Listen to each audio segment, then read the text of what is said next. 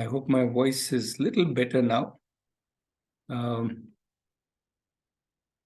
Okay, so while I start, or rather quickly share my introduction, as Dhananjay has started, you can share your one-line introduction in the chat, stating which city are you from, your name, right? Oh, Aruna has also shared.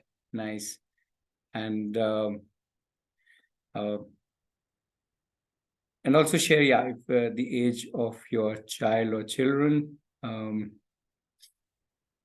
So I wanted to share my introduction. I am Ratnesh, and I'm part of the Aarohi community from its beginning. I have two children. My son is 18, and I have an elder daughter who is 24 now, or 23 actually, 23 and a half, 24.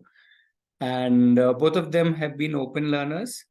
They have not really been to school or 10th or 12th or college, nothing. They've just been open learners. They've been exploring their lives and their journeys, doing different things, and and living the life as they would like to, doing things that they would like to do. So that is about my children. But I've also been very fortunate to have interacted with many families, children who have been doing open learning across the country, some even from outside country. And there is so much to learn from each other, because each family does it in a very different way. So in the last, almost, we started Aarohi 2008. So it's been about 15, 16 years that so many families we have interacted with. And it's been a wonderful journey. So some of those learnings we can share with you today. And we have some families from our community. We have Dwiji here, Preeti, Pranav. So we have we have some families, and so you can ask questions, you can share your things. Very quickly, anybody wants to, Dwiji, you wants to say hi to the group? Sure. Hi, everyone. This is Dwiji here. Sorry, I'm in a place with very little light. I'm hoping I'm visible here. I'm been part of the Aarohi community for about 5 years now, 6 years now. Been an open learner much longer than that, and it's been a great journey. And Aarohi has been, it has given me the vocabulary to articulate my own experience and learning journey and share it in a much more meaningful way. So happy to be here and looking forward to the discussions and to Srishti's hearing more about what's happening in Srishti's learning journey today. Yeah, Thank so you. Srishti's part is from 6 to 7, and 5 to 6 we will little in more detail and depth discuss open learning. And Srishti will join us at 6, and we can interact with her. Oh, sorry, I forgot to mention, I have a 13-year-old daughter, Ibani, who's an on and off Aarohi in that sense. Right. Okay, anybody else? Okay, meanwhile, I also have a small presentation, very small, just few minutes. I just intend to quickly share what is our take on open learning, or what open learning is, and a little bit about Aarohi. Okay, so let me start that. Let me not spend too much time, and we can all introduce ourselves in the chat, as some of you have been doing. So Sunil has done, Preeti, Aruna, Dhananjay. Just go ahead, share which city are you from, and if you have children, what age they are. City more for people within your city to connect with you, and age of children more because a lot of people like to connect with people with similar age group children. So for those two reasons, nothing else. So let me quickly run through what to us is how this whole open learning looks like. So we started with this a very important question, according to us, is what is the purpose of education?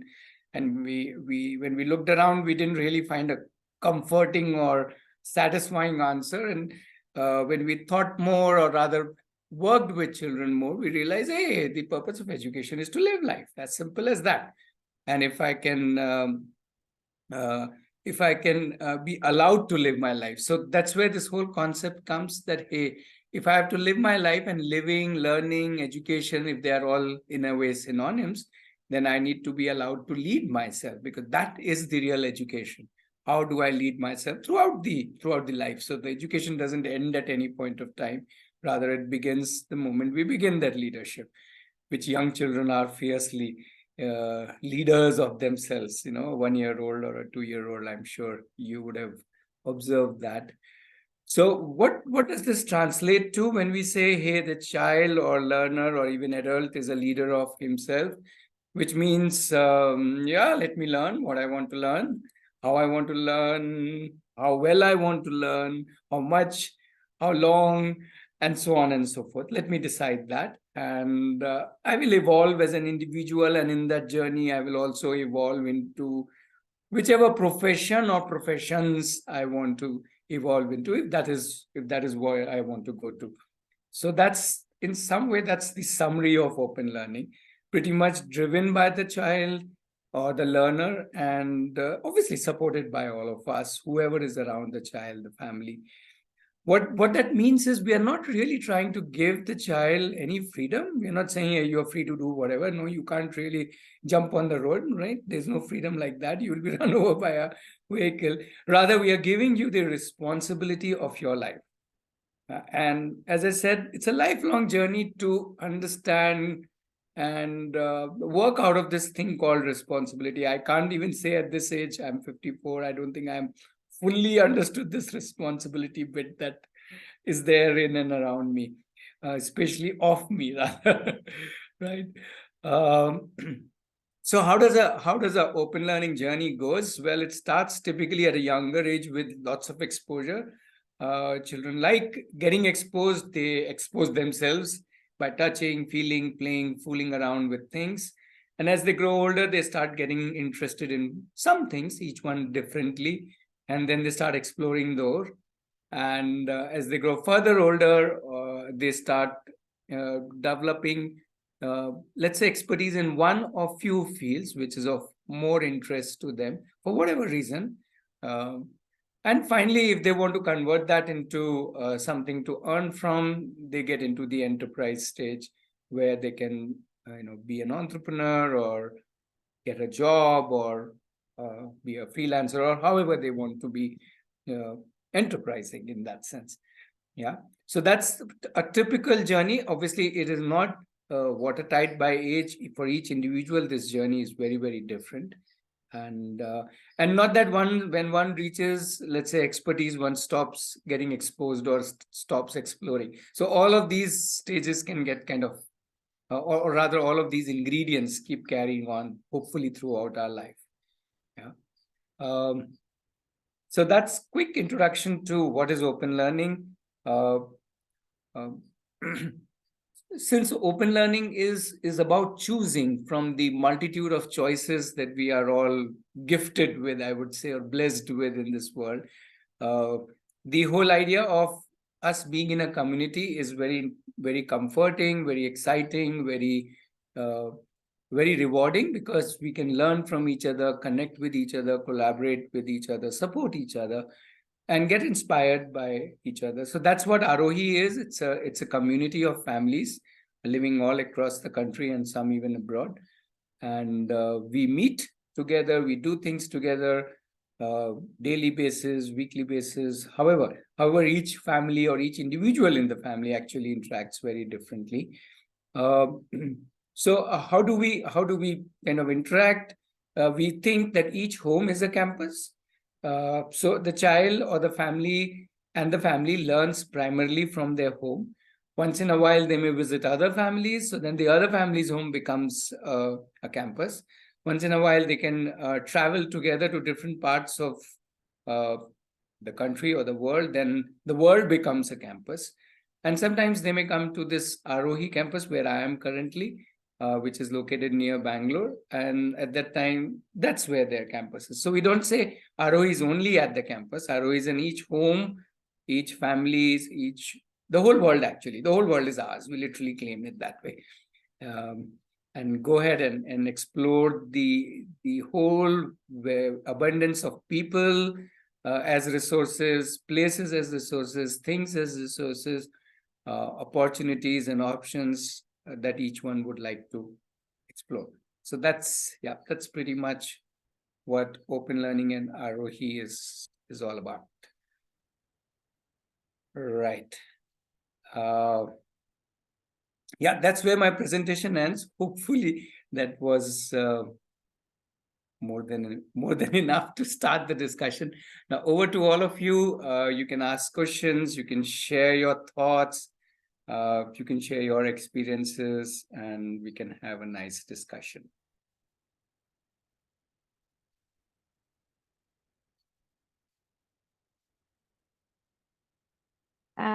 Can I start? I can just Yes. I can just introduce myself and Sure.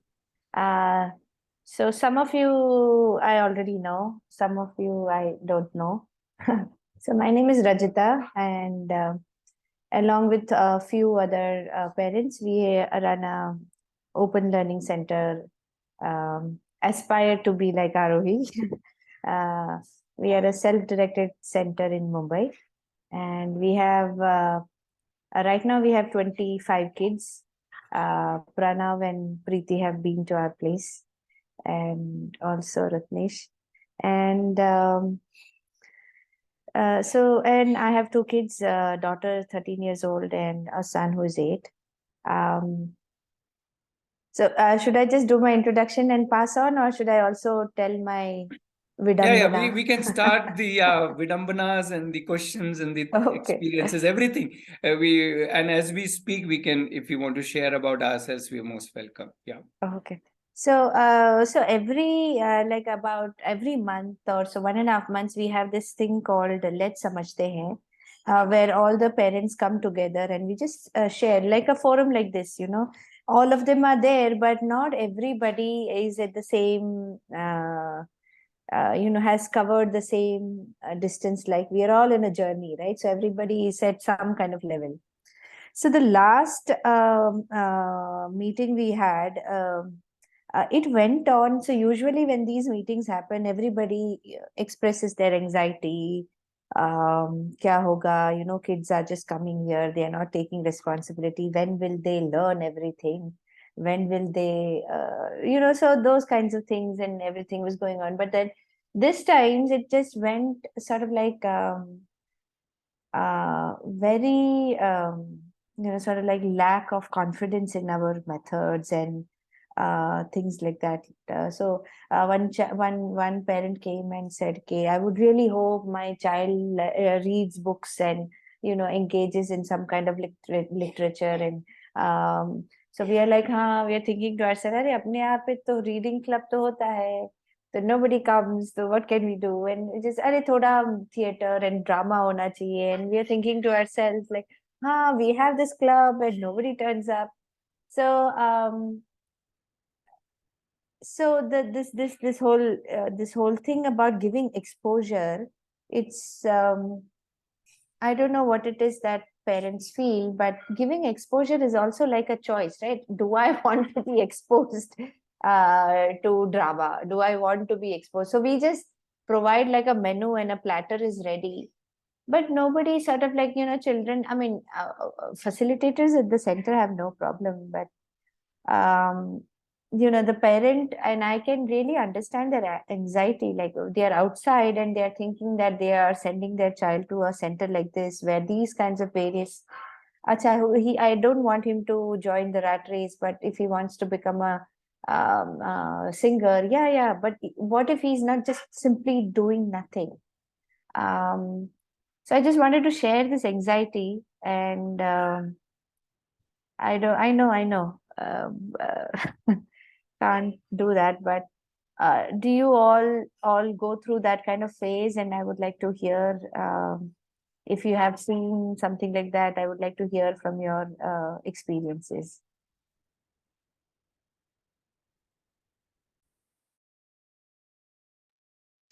Rajita, asking if anybody has anxiety issues in today's world is like a inviting for Ramayana. for reciting the Ramayana. Yeah, I feel somehow we feel more obsessed about uh, our younger generation than about ourselves and what we are doing. So, I mean, be nice and ask them questions so that they'll get anxious about their own lives rather than about their children's lives, I would say. On a lighter note, on a more serious note, I think the whole idea of embracing open learning is also to recognize that we are all learning. We ourselves are learning. So, what's the best way for a self-direct to be a model for a self-directed learner? Right? Let's practice the learning ourselves and make sure that we share what we are doing and how we are doing, why we are doing, wherever we can, whenever asked, rather than trying to put it in their face. And change will happen. So, yeah, I personally feel that we learn best when we see others doing things, even after we have become adults. I mean, one of the things that is commonly told in in the workplace these days is knowledge transfer. Right? Whenever you're handing over to another person, you want to make sure that you do a proper KT. What is KT? KT is basically letting somebody new know how you did something so that they can continue that work. Now, in a professional setting, when we do that, then the best way to do that is have them co-work together, right? And that's what we recognize about others as well, including our own children. That you do when you do things together, they get to learn some things, and we get to learn some things too. I mean, there have been times when I've learned a few things from my daughter when she let me do something with her. But yeah, she's giving me the looks right now.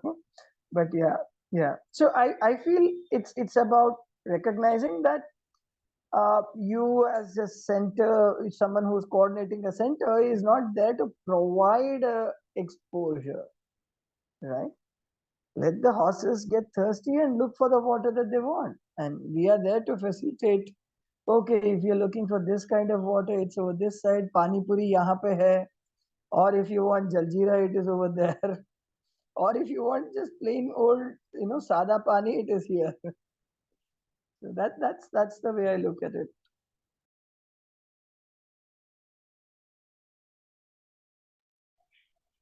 No, Rajita, what I wish to add to what Gigi said was, now given that I think there are 25 children, I'm assuming there are at least 15, 20 families. Each family is a resource in a way. So, well, I'm not trying to offer a solution, but the thing is, every family can pitch in. And it's like children, we kind of see learning from the perspective of what we believe what learning is, because they are constantly observing, they're constantly seeing things around them. So they once they are interested in something, they'll pick that up as in they will deep dive into it. But if there is a certain age where they're exploring, then exploring is the age. So with our daughter, we realized at a certain age she was really into exploration.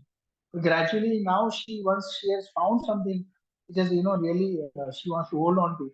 So now she's doing her malkham.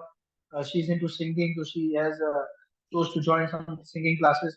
So I think there will be phases, there will be times, and gradually once the child sees amongst whatever say X number of things, and amongst that she picks up one or two, I think she'll get into that. And I think it's a family enterprise. It is not like somebody just drops a child at a center and expects. So once the family in open learning is more involved, and everybody at your center is fully involved, and as what knowledge sharing, what Viji was sharing, I'm sure that way it can become a broader.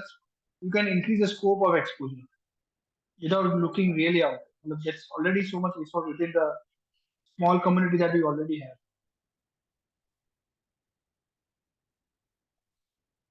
So hi, Preeti. I'm also not trying to give any kind of solution, honestly, but few things which I feel that may work and has worked in our family as such. One is not having anxiety for child's future. Firstly, because there is no need of it if we have we all as a family have chosen a path, then uh, getting on to that normal conventional self and thinking ki my child is not as per the benchmark of that child or something, then there's no point of getting into this way of lifestyle, whatever you call it. That is one thing. So anxiety is one thing which we open learner should just chuck off straight away, as parents, as child, and as whole family. That is first thing. And second very important thing is, yes, when there are issues and when there are anxieties or when there are any questions that pop up in our heads, I think the best way is to communicate, to talk with our own children and to talk as a family within ki what is happening, what is my issue, what is your issue, and what means what I am thinking. Issue se zyada what I am thinking, what you are thinking, let's discuss, let's talk. This is my concern as of today. uh, this is the point I'm very concerned about you or maybe your future or whatever I'm concerned about. And discussion is something which can be really healthy, and that really helps a lot. Means to be very frank and honest with you all, means whenever I have discussed with my daughter about my concerns about what she's doing and what she's not doing, if at all I feel that she's killing her time, but honestly I immediately in next 10 minutes I get to know, oh, what I was thinking, she is like really not doing that. Means it is our perception maybe as parents, what even Viji was saying, that it is we who have to conduct ourselves better rather than telling our children or expecting from them certain things.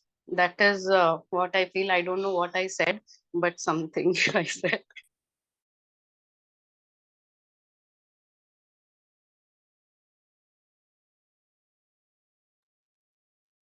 Yeah, also inviting other people, maybe people who have joined for the first time, if there are people like that, if there are people already doing open learning and schooling, homeschooling elsewhere. What do you think? How do you go through? I'm sure anxieties are part of our right pocket.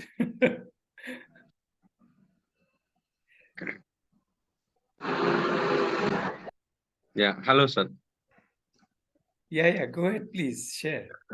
Yeah, hello, sir. Sunil here.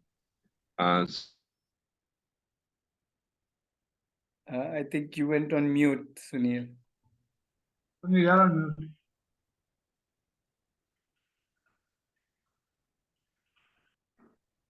Hello. Yeah, Sunil, go ahead. Now we can hear you. Yeah, I logged in for the first time. So I was more curious to understand this process because this is something which I heard for the first time. Mhm. So one thing is, yeah, we are really anxious and about the child's future and all.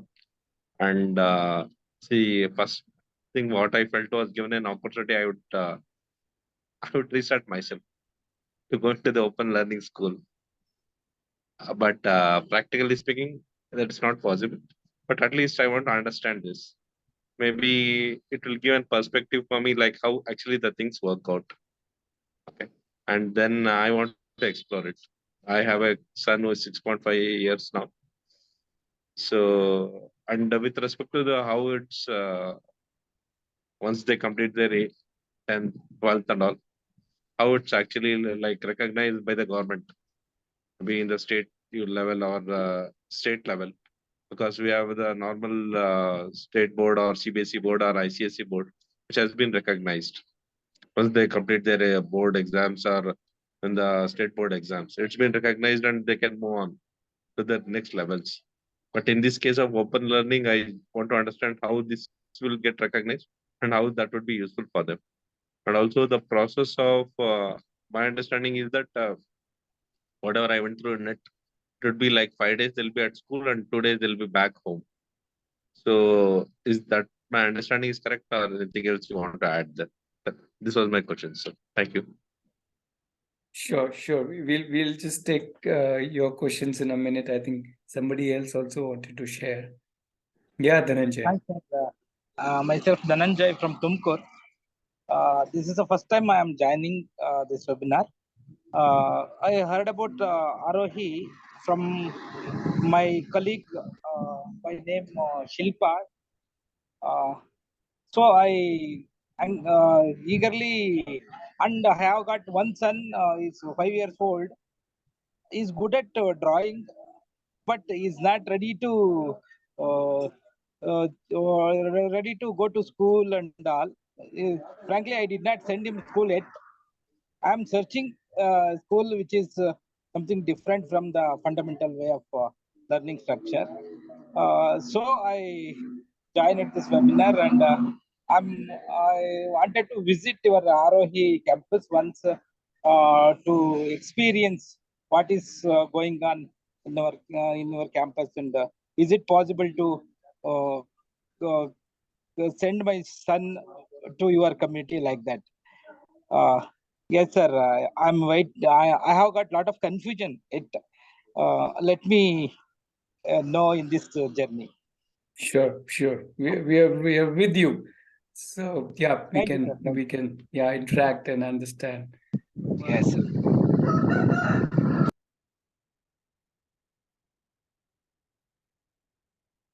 Okay. So I don't know, Rajita, if you got some thoughts already. I think that's quite a bit of thoughts. Yes, yes. Yeah.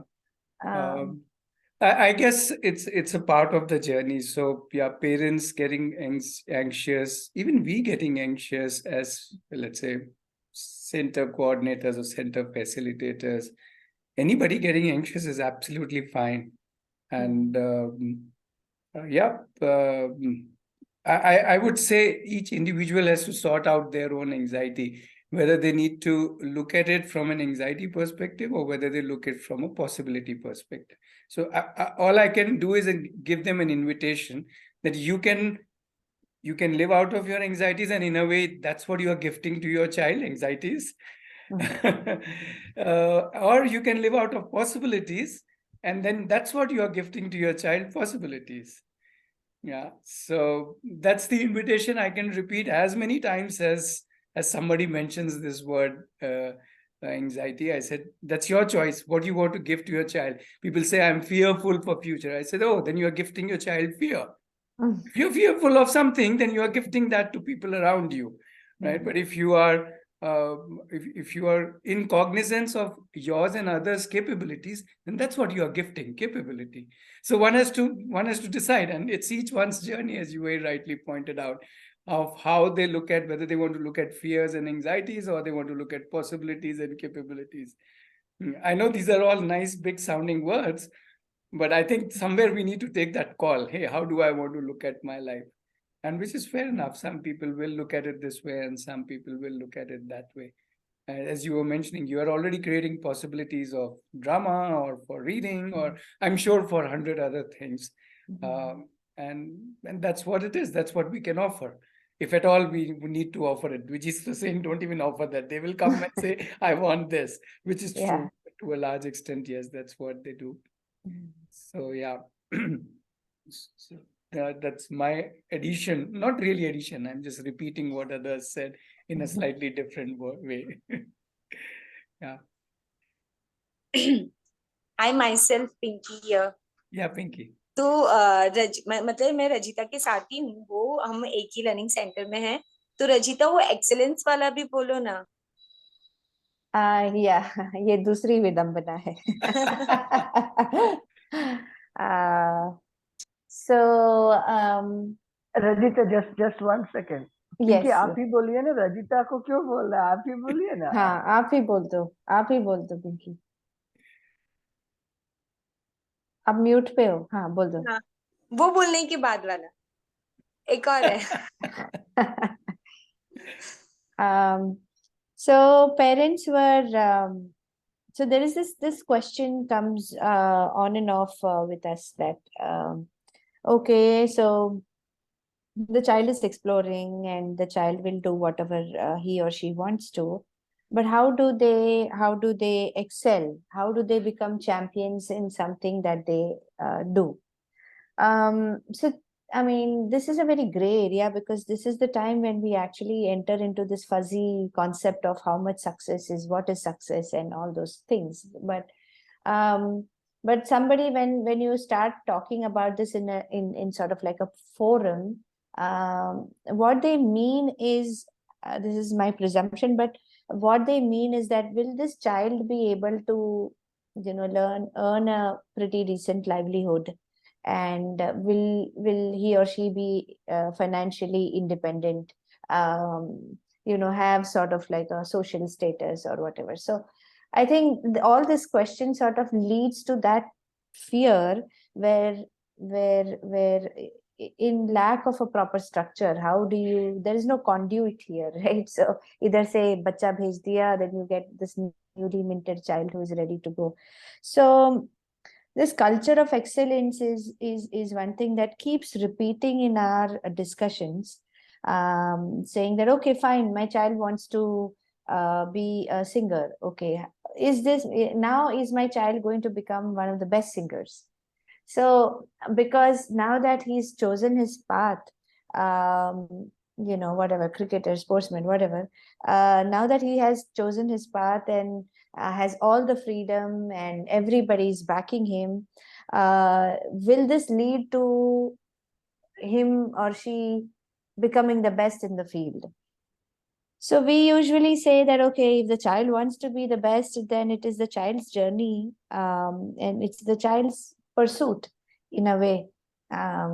Whether or not what is becoming best is also very fuzzy area mein ghus jate hain udhar. But one parent then jumps in and says that, okay, so I wanted to become a singer. She's currently a singer and wanted to become a singer when I was a child. Later on, I started feeling that that's not what I want to do, so I dropped it. But my father persisted, and my father said, "Nee, roz riyaz karna hai aapko." Even if she was crying, but the father said that no. Now she says that because my father made me do riyaz every single day, now I look at me, now I'm a very good singer. So one thing that I actually want to learn is to talk nicely, like how Ratnesh and Viji and all of you guys say. Not like, manipulate in that way, but sort of like when you hear somebody, sort of some part of you really want to believe them, right? And some part of anxiety sort of is smoothened, or so I want to hear from you, even though I know somewhere in the sense that, okay, we are telling them the right thing, to believe in the child and to believe in themselves. This doesn't get communicated with the parents. So it's just like, one pending issue, keeps coming back.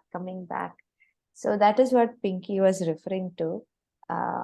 This culture of excellence. How do we develop a culture of excellence? It's an attitude, some say. It's the way of life, some people say. So yeah, that's my second Vidambana. I am adding to this, उसमें ऐसा भी था कि learning centre में अगर वो बच्चे कर रहे हैं कुछ अपना इनोवेशन, लेकिन वो ही करते रहेंगे तो कैसे चलेगा? कोई आएगा उनको समझाने के लिए या कुछ नया बताने, तभी वो उनका नया देख पाएंगे। और हम ऐसे सोच रहे थे कि उस भले टाइम है पर खुद का कब निकल के बाहर आएगा। तो उनको डायरेक्ट एक्सेलेंस तक पहुंचाने के लिए शॉर्टकट चाहिए, लॉन्ग टर्म नहीं उनको वेट करना है।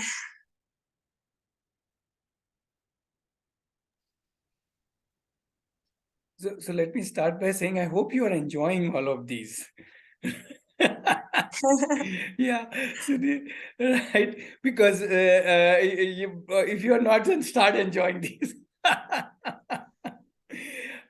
So that's the way I look at it. Let me enjoy each one's journey and each one's thinking and each one's questioning and each one's pounding, even each parent. And I think that's very important, because that's their journey, as you very rightly pointed out. And like how Sunil was mentioning, how would the child reach 10th, 12th, and how will the child get there? And obviously the immediate thought in my mind was, why reach 10th, 12th? Why reach there? Why not reach where I want to reach? Is that a destination, 10th or 12th? Or is that meaning if somebody wants 10th, 12th, or somebody wants to achieve something, yes, they can achieve. If somebody does not want that, then does not want to achieve that, then that's up to them. So yeah. So personally, Rajita, I think the only thing I have offered to people are just stories of more people, right? How whether it's excellence, whether it's success, just stories, and the stories need not be of celebrities. I'm not talking about Sachin Tendulkar's. I'm actually talking about, let's say there are what, 14 people here in this call, and I'm sure out of many of these 14s, people are not at all doing their own profession, which they got a degree from. Right now, if we have left our degrees and qualifications and jumped into completely new fields and learned that field in spite of not having done anything in that field, it could including be singing. Singing doesn't need to necessarily start at a very young age. Then why does it need to happen to a child? So what I'm trying to say is, when I point out that, hey, one doesn't need to, if one has gone through one experience, doesn't mean that everybody has to go through that experience, or that's the only route to excellence. And there is enough examples in a small forum like this. I'm sure there are so many people, uh, and so many people would have left what they were so-called educated for and jumped on and enjoyed their life. So, and enjoying their life more than excelling in that life, right? So let me also add, one such example is my son. My son plays football. He just doesn't do anything else. 7 days a week, he's only into football. He's not a star player. He's not even the number one player in his team. Okay, somebody might say, oh, you are the not doing anything else. Others are at least going to school, and still you are not the number one player in his field. But he's at peace with himself that where I am at, I am at this skill. I'm trying. If I'm not better than others, that doesn't mean that I need to pull myself down. They are better than me, right? They're just players better than me. Meaning, what can I do about it? I can try to improve, but if they are better than me, they're better than me. As simple as that. And I think if that maturity can come at 18, my goodness, I haven't got that maturity in many, many years, right? To recognize that I am enjoying myself. In the sense, by enjoying, I don't mean he's having fun. He's putting in a lot of work, whether he goes to gym, whether he goes for, where he focuses on his food, whether he goes for his practice. Just that he is not the star player of his team. Okay, and he also keeps questioning, meaning I don't know where I will reach, whether will I reach any stage, big stage like Indian team and all that. That's far, far away, and he's peace with it, and we are all peace with it. We have said, you want to continue playing this for the next 30 years of your life, please go ahead and do that. You want to stop after 3 months or 30 days, your decision. Finally, it's your life. When you shift, you will learn whatever you want to learn, including if you want to learn singing. And you can do 30 hours of riyaz and then try your hand on singing. So I'm just saying, stories is something perhaps would help people, that there are different ways of living life. One way she lived, let's say your singer friend. Another way is how others have lived, and each one is a valid journey. Sorry, Preeti, I took much more time. You wanted to share something. No, you're very much in line with what even I wanted to share. So I have two things to share. Honestly, again, I'll not know what I'm saying, but I'll just share two things. One is today, my daughter, she's 10-year-old, and she was being interviewed by two old people. Okay, two very, very old people who were like questioning her in and out, thrashing her here and there about her journey.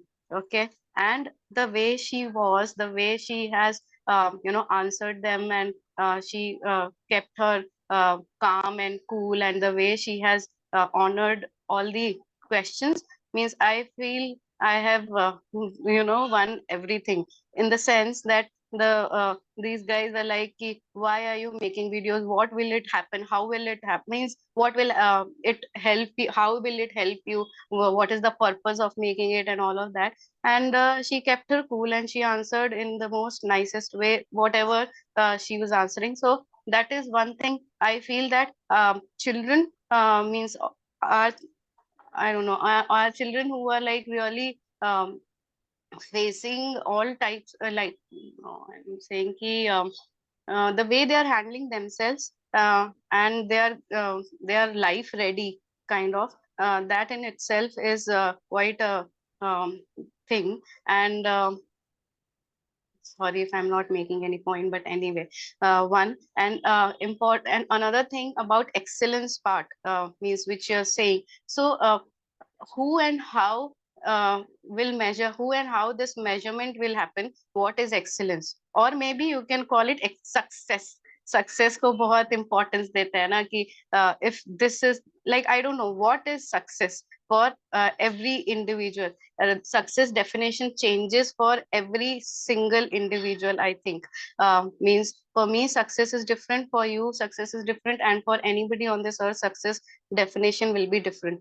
Okay, so just how Ratnesh was saying about people who have learned something in particular field and today might not be doing anything related to that field. So basically if success is maybe money, and then based on that your status in the society, then maybe if you can take our example, we have been like bankers and worked really with very high profiles and everything, and come back today, and today I'm just doing a very small business which is giving me a lot of satisfaction, very happy about it, but people are judging me about it कि मेरे पास पैसा ही नहीं है, I'm nothing in the society, that kind of thing. Okay, so that is okay, that is your understanding, that is what you are thinking, your problem. But for me, I'm very successful, I'm very happy in my life, and I'm enjoying what I'm doing. So what is success, what is excellence,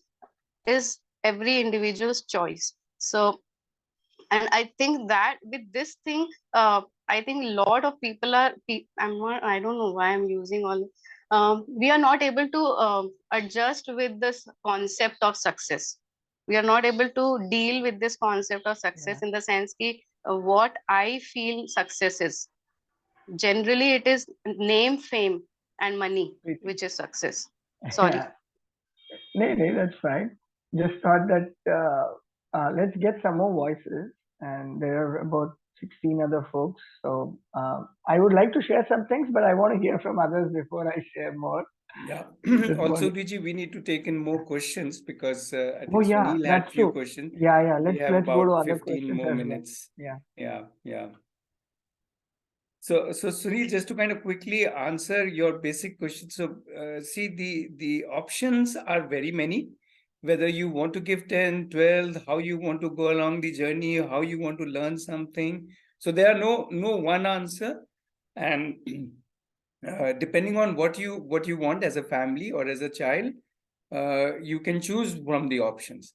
So in some sense, open learning is all about choices, and as at this age, your child will explore whatever is the options he's thinking right now, and when he or she reaches that age, when he has to get into profession, then he or she will think in those ways. So things will evolve if we have the, as Preeti was mentioning, faith in the child. So yeah, I don't know if I've kind of just broadly answered your question, and that is why we are all here. In the way, we are all from different different style of living, learning, and hence we learn from each other. Yeah. Yeah. Sunil, just to add to that in specifics, because you were asking about boards and all. So just trying to give you there's a board NIOS. There is a thing by which you can appear for exams, which is 10th, 12th, and which is recognized. So it's not necessarily IGCSE or CBSE or those state boards. So you have an alternative option where you can opt to give exams as and when you want to. Like there is third, fifth, eighth, whatever, 10th, 12th. So that option still is there, but subject to whether you want to avail that option. Whether there is really a need of doing that 10th, 12th. I hope that's to add. And inviting other people also to ask if they have questions. So Ratnesh, just answer my understanding. It's like options are available when a child crosses the age of either 16 or 18. They have an option to take up the exam if they really want to take it. Is that the answer for that? Yes, absolutely. But how about the coaching for those subjects? It would be at the discretion of the child going through the subjects. Sure, absolutely. Again, there are millions of options in today's time. Coaching is in abundance. Okay, Sunil, to your what I think is for NIOS coaching is not that necessary because the syllabus is very easy. What I'm learning right There you go. You get the answer from a child who is there. I'm sorry, I didn't hear it. Akansha, can you repeat that Yeah, thought? sure. So, what I think is that NIOS coaching is not actually that required because the syllabus is very easy than the normal syllabus. If you see the textbooks, it's literally written in simple words that and maybe a fifth grader can understand. Like it's very easy. Sorry, Ratnesh, That's I was what unable to hear. Can you repeat it? Okay, what she's trying to say is, and I think I'm not forgetting Akansha's age. I think she's 13. She's probably yeah. preparing for NIOS, and she's saying it's very easy. I don't even need a tutor. And on a similar lines, I know many children who have just prepared for about anything from 6 months to 1 year and straight away given their 10th, while they have not even studied any fourth, fifth, sixth, seventh, eighth, ninth. So I don't think it's that is an issue. And if the child needs help, I'm sure there are hundreds of tutors available. So I don't think even that is an issue. Okay. So Aarohi provides these tutors, or it will be an online form? It can be anybody. Aarohi is not providing anything for that matter, much like how Rajita also pointed out. It's not about we are trying to provide anything. We think the whole world is available. You decide what suits you. A neighbor may guide you much better than a tutor. So again, it's up to the child, or a YouTuber can guide you much better. Who knows, right? So it's really up to each child to decide how they want to learn, including finding whom you want to learn from. It could be another child. They may approach Akansha and learn from Akansha, since she seems to be learning so easily. So who knows? So, Akansha, you can earn some money out there. Sure. so Akanksha is part of open learning now. She's undergoing through. Akansha, you have to answer that. Yeah, right now I'm part of Aarohi and simultaneously I'm learning for NIOS also. Okay. So NIOS, this is a board kind of exams. This is a board or what? Yeah, Sunil, that's what Pranav had mentioned. It's a board which conducts examination. You can Google for NIOS and their website gives a lot of information. Okay. Sunil, I see that blank look on my face. Basically, Arrow is more of a community than any institute in some terms of learning center, as you're saying. There is no 5 days staying and 2 day going home kind of a thing. In open learning, every day, every moment is learning. As in where you want to learn is your choice. The physical space is your choice. The subject, the curriculum, everything is set by child. It's what you wish to learn, what you want to deep dive into, what you are interested in. You learn that, and you follow your methods of learning. That's what open learning is broadly about. And the most important campus is your home. The most wonderful and important campus is your home, the learning space. And the most important people whom you learn with is your family. And then everybody else comes on. Okay. Yeah. Okay, inviting more people. Whoever has question, we have Aruna, you have something to ask or share. Anu, we have Gargi, Lipsa. Yeah, we have Sangeeta. Anybody wants to ask Hello. or share anything? Yeah, please. Yeah, I had, I'm not too sure if it is relevant to this platform, but I actually want to understand the difference between these three terms of open learning versus unschool and unschool and the homeschooling along with CoVersity. So what exactly does this term how do we understand, because it's when I look at it or understand it, it's very different, and the perspectives of it are very different when it comes to different platforms. So I'm not too sure. So it would be very helpful if I could understand. I'm not too sure if this is the right platform though. Yeah, so let me answer it this way very quickly, that unschooling, open learning, homeschooling, free schooling, road schooling, free education, I'm sure there are 10, 15 more. They're all just terms different people use to define how they are learning because they are not going to school. Right. So if your child is not going to school, you would like to give it some term. So you give it some term. We give it open learning, somebody else will give some term. Someone can say kitchen learning or whatever else, or shopping learning or whatever else. I hope you get it's, I mean, it's a kind of a joke, but finally the whole idea is that the name doesn't matter. The idea is that I choose how and what I learn. And that could be from any source, including tutors. Why not? Right. But I decide, I meaning here the child and the family, not as in just the child. So I hope that answers the one part where what are these different terms. And as I said, there are many more terms being used. What is CoVersity? We will, if you can wait on, we will talk 6 onwards. That's a little different thing. That's an extension of open learning, or a, you can say, initiative that we have started to, we'll talk about that at 6 o'clock. Basically for people who want to now take open learning at a professional level, in the sense they want to design and create and lead their own professional journey. So that's for the youth of that age. So we'll talk about that at 6 in a little while, which is just, meanwhile, let's, yeah, I hope we have kind of answered your question without answering it. Yeah, thank you so much, because there is so much of so when we look at it, they say there's structure to one kind of learning. There are so many terms probably used interchangeably or synonyms and things like that, but they do still have they say that there's a fine line between all these terms, where one seems to be more of Yeah, structured, please so there don't is some bother. Please structure. don't bother. Everything Okay. has structure. Nothing is unstructured.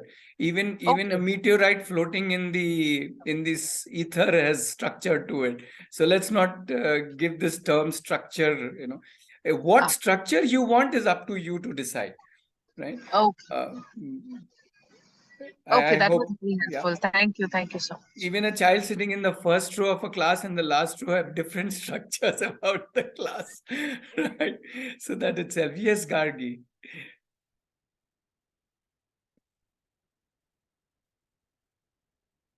Yeah, I think you're on mute, Gargi. We're not able to hear you. Yeah. Am I audible now? Yes. Yeah. So myself, like this is my first Zoom interaction. I have first time joined. I was in the group, but I was unable to connect. And to tell briefly about our family, we live in Muscat, and I have been homeschooling my kids post, like I started during pandemic, and since then we are a kind of homeschool, trying different things. So we live, as I told, we live in Muscat, and I keep traveling to India.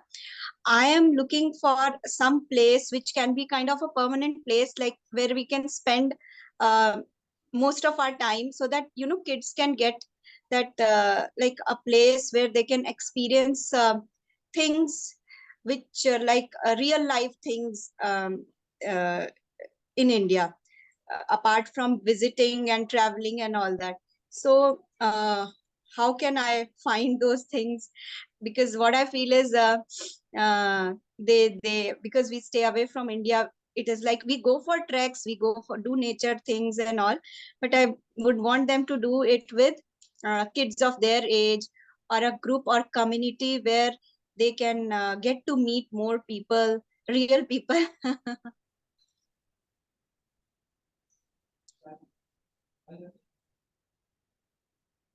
Sure, Gargi. I think the way I look at it again, that there are so many families in India who are doing open learning like how you are doing, and I would say each family in that sense is a space where you can visit. So the idea is to start connecting with more people. Exactly. Obviously, Aarohi is one community, but I'm not limiting you to any one community.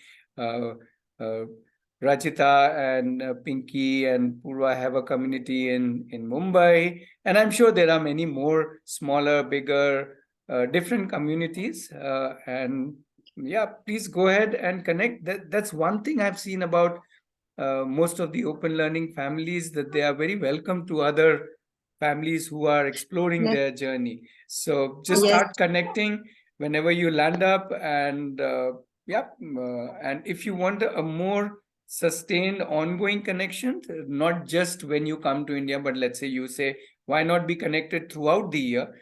Then Aarohi is one Exactly. such community where we are connected on a day-to-day basis, irrespective of which country you are in. We have parents, families from Dubai, for example, in our community. So yeah, good that you are Oh, here. And slowly as you I interact, yeah, yeah, I you have will. one more thing. I am looking for a place where I can send my kids on their own. Like they are 10-year-old. My daughter is 10, my son is 7. That now you go Oh, there. I thought we would have you as a learner. No. No, as Viji No, very my importantly pointed out, for us the whole family is the learner. It's not about yes, sending the yes, child definitely. anywhere. I would also learn. But then I like a place where at times when they read about trips and when they are reading, like they read some Western books and all, they are like, we want to go on trips, or they watch such movies. So to send them to a place which is like a safer place, instead of like also along with family they can do that, but bigger family community. Yeah. So This I'm is just what my, clarifying, as far as Aro is concerned, we are a community of families, not for just sending children within quotes. yeah. Yeah. So, but yeah, No, so no, I'm also looking for that. But then I'm once sure. they grow up, I Yeah, meant yeah. that. I'm sure there are also organizers who organize various things, as you mentioned, treks and stuff like that, Mhm. where you can just be part of it as just for the child. But yeah, as a community, we are very clear. It's about the whole family being part of the community, not the child. It's not about sending the Okay. child somewhere. It's about all of us Mhm. connecting and learning and growing together. That's the whole idea as Okay. families. Yeah, yeah. So where can I get the details regarding this? Does it have a website, or Yes, do I need to? Yeah. yes. There's definitely a website. There is also um, this forum. You are in the right space, Okay. so Mhm. you can be part of these meetups, and this is inviting everybody. You can we can be part of these meetups and have uh, uh, lots of discussions uh, around the learning journeys. Um, so it's almost 6 o'clock. So we'll have Srishti and Jayashree sharing their journey, and some of you were interested in knowing about CoVersity. So that's the time for that. So Gargi, three things very quickly. One is you can keep coming for meetups. Previous meetups recordings, more than 100 meetups recordings are there on YouTube. We have a website. Okay. I'll share everything in the chat. You can copy it from there. We have a Okay. website where you can get lots of information. And yeah, we have groups where we have WhatsApp groups where you can interact with. There is some exciting discussions there keep happening.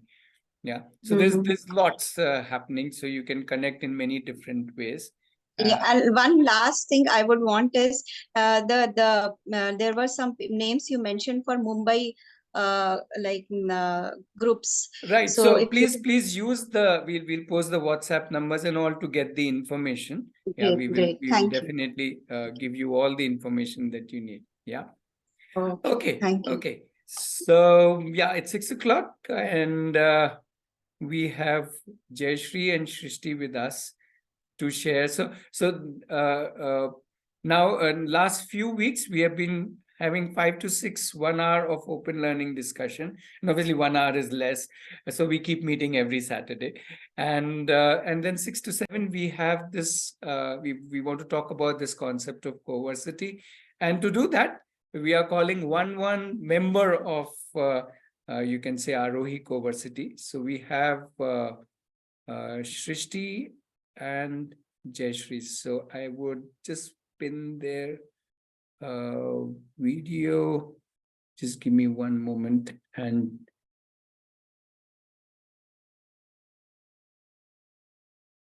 yeah, okay. So over to you, Srishti and Jayashree. You can share. So the way we'll do it is they will share a little about their journey, and after that you can have question answers with them.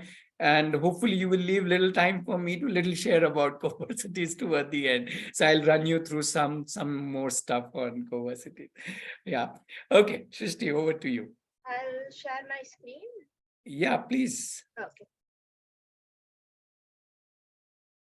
Just a second.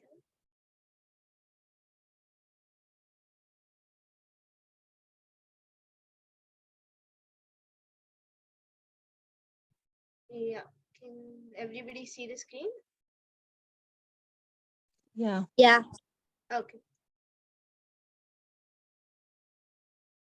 One second, sorry.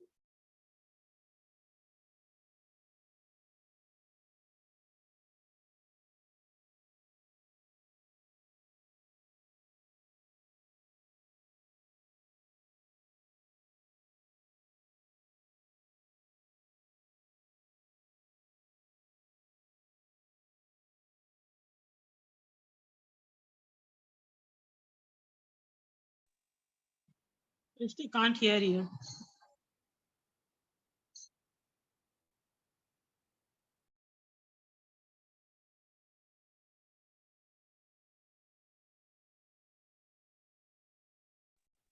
Srishti, Hello, can you're you hear me? muted. Yeah. Now. Okay. My name is Srishti and I'm 14 years old. I've been a part of the CoVersity, so I'm a part of the writing cohort as of now. I've been a part of the CoVersity since 2022, and my other interests are gymnastics, baking, and rock climbing.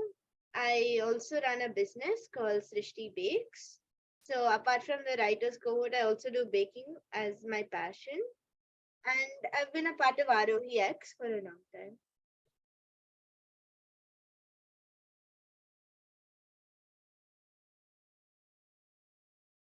Yeah. So what we'll be seeing today is these are all the things we'll be seeing. So how did I first get to know about the CoVersity? How the concept was introduced to me, and what exactly I do in the CoVersity in the writers cohort. A few things about what we all do as together as different cohorts join together. Also, what we do not separately writers cohort. We'll be talking about that, and a bit about my writing portfolio. So first, how did I get to know about the CoVersity? So I joined Aarohi X. I think at the time of lockdown, we knew about Aarohi earlier, but then I didn't go to the campus. So I joined online and I got to know more about like clubs and different things like to support my interests. And then I wanted to get deeper into writing at that time because I was very interested. I used to read a lot. I used to read a lot of books. So I wrote short stories, novels, articles, etc. And then I got introduced to the concept of cohorts, and I found it very attractive because I wanted a lot of like friends who were doing the same thing as me, who were into the same thing as me, so that I could connect with them better and yeah, share my thoughts and everything with them easier. Because having a peer group, you get lots of feedback and it's very easy for you to understand things. So if you're having issues with something, they can help you understand it better. And I also wanted to take writing as my profession, a career in my future. So I joined the writing cohort. So what exactly do we do in the cohort? We do lots of things. We do courses, we do projects, we do internships, competitions, analysis. So these may be for the writing cohort. They might be different cohort to cohort, but this is what we do in the writing cohort. So far, I've done courses on Udemy online. So whatever, suppose I'm writing a novel, whatever aspect of the novel which I really want to get into deeper, like character writing, I can do it with my peer group. I can select a course in Udemy and finish it together. We've also taken up a lot of projects to so that it's not everything is not purely theoretical. We also get to apply our knowledge in real life. So we have done lots of projects. For example, we published 2 magazines called Globetrotter. In that, we did lots of like article writing, story writing, everything a magazine contains. But we had a team of 2 to 3 people. In that, we explore a lot of formatting, designing, we had to do a lot of research on how to do the magazine cover page, for example. And yeah, so we made a short story compilation. That was we chose a sentence as a common theme, and we all wrote short stories together with it, and we made it into a proper book with like a cover page and everything. It's yet to be published though. And I've recently taken up a novel project where I wanted to create a full novel with like a storyline, characters, world building, etc. So that was basically to put all my writing knowledge into use in one huge project. That'll probably take a long time to get completed though. Yeah. About internships, I've not yet done any internships, but I would like to do them. I have applied for a few internships, but the results have yet to come. So I'm still actively looking out for it. We have done one competition. So in the competition was like a national level writing competition. I got to know about the opportunity from one of the cohort members, which is another way the cohort's very useful. You get a lot of opportunities. You get to know a lot of new things you can do with your passion to make it into a career. So we had to submit stories based on specific themes by a short deadline. And that was very useful because as far as I did in the writing cohort, I didn't have any deadlines. So I sort of went at my own pace. So this one was very fresh for me. And of course, if you want to write, you need to read a lot of books so you understand the writing style. So we analyzed several books and we wrote reviews and then we looked at the writing style, etc. So one of the things we did, not specific to writers cohort, so we all met up in the campus together, all the cohorts together, filmmaking, designing, and writing. So in the campus, we had kind of like a boot camp, but for a shorter period. So we had lots of different things like future planning sessions. And then at the end of the day, we had reflection circles. And the best part of it was working together as a cohort because we tend to work separately. So it was good to see them in real life instead of looking at them through the computer all the time. So in the future planning sessions, this was very useful for me because I got a lot of clarity on what exactly I could do to make my career like clarity. So we set goals. We set goals like what do I want to achieve by like 1 year or 1 month from now. And then we made long-term and short-term plans. So we put the goals into actions. We wrote steps for each of them. And then we research career options in our areas of passion. So for example, if you take writing itself, there are so many different careers you can make with writing because it's such a diverse career option. So you can become a story writer, you can become a blogger, you can intern at a magazine and write articles. So we decided exactly what we wanted to do and also to effectively plan out our day. So we can't just say I want to do writing. You need to be able to know what exactly you want to do in a day to make it effective. So we learned different ways to plan and how exactly it works for each of us because it's different for each person. And this was all at the starting of the day. At the end of the day, we had reflection circles where this was conducted by Asaviri. We looked into our emotions. So like what and all we had done that day, what we could have done better, what went well, what needed a little more refinement, and all of that. We connected as a group. So, like, how do I say this? So we got to know each other's problems. Like in the filmmakers cohort, perhaps they might have had problem with one of the filmmaking, and then the writers cohort could help with the script. So we got a lot of problem solving done that way. It was really helpful. And we also work together as a full cohort team, all the cohorts included. So we combined our interests to create activities. And then we had lots of fun activities. For example, at the campus, actually, we had a dance show and none of us knew how to dance. So that was very interesting. It helped us bond as a team really well. And we also went to a nearby model school and we taught the children there specific to our cohorts. So some of us taught about story plot lines to them and others we all collaborated and we made designs for them to learn. And then this is one of the most important things which I think should be done. It's maintaining a portfolio, because a portfolio, mainly for me, as I can see, is for two purposes. It provides clarity for others. So it provides clarity for others, as in like suppose you want to get an internship somewhere. If you show your portfolio, instead of like talking everything out with them, if you show your portfolio, it's a very easy way for them to understand where you are at and what all you have done. And it's also clarity for yourself.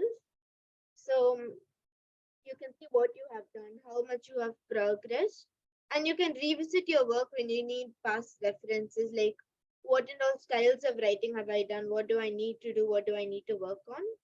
I can show you an example of my portfolio. Yeah, once again.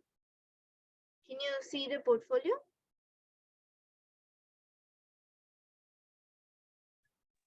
Yeah, Srishti, we can see it. Okay. Carry Yeah. on.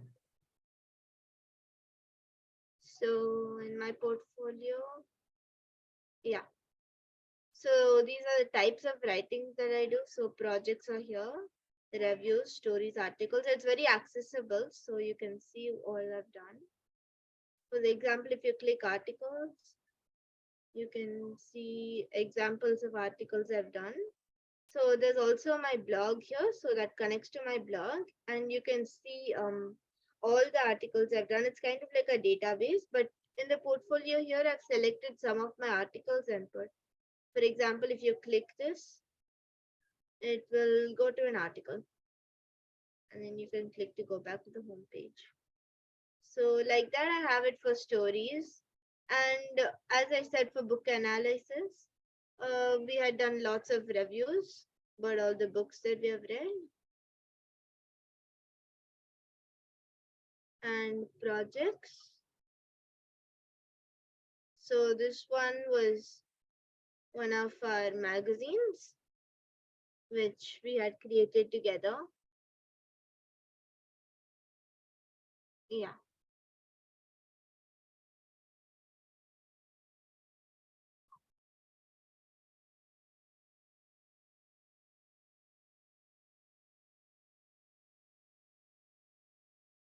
Yeah, that's the main thing about my journey. Thank you.